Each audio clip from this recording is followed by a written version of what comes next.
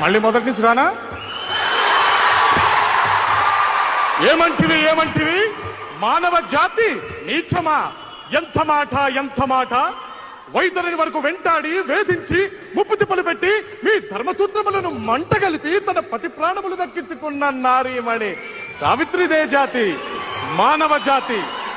తన భక్తితో సాక్షాత్ పరమశివుడనే ప్రత్యక్షము గావించి మీ పాసమును సైతం గడ్డిపోచగా నుంచి ప్రాణహరులైన మిమ్ములనే ప్రాణభయంతో పరుగులెత్తిచ్చిన పసివాడు మార్కండేయుడిదే జాతి, మా నవజాతి.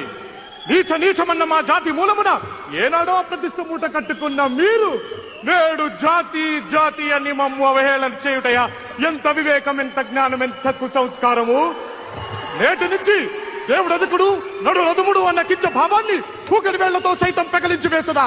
ముక్తులు పొందే ముక్కోటి దేవతలు, దిక్కునలేలే అష్ట దిక్పాలకులు, మరుగుడించే పంచభూతములు సైతం జయహో నరుడు అని అంటించే విధముగా సింహాసనము నధిష్ఠించదా?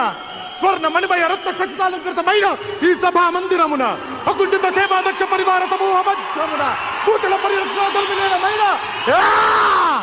ఈ రౌరవమున సర్వదా శతదా సహస్రదా పాప పంకిలమైన కుల మత జాతి కూపములు సమూలముగా శాశ్వతముగా ప్రక్షాళన గావించాదా?